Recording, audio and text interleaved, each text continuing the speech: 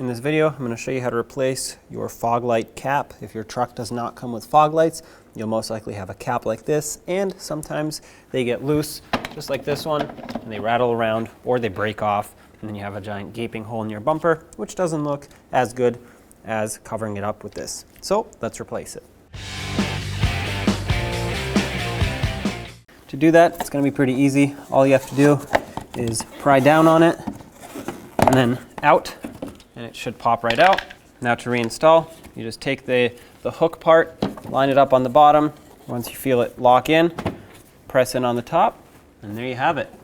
It doesn't rattle around anymore, it's nice and secure.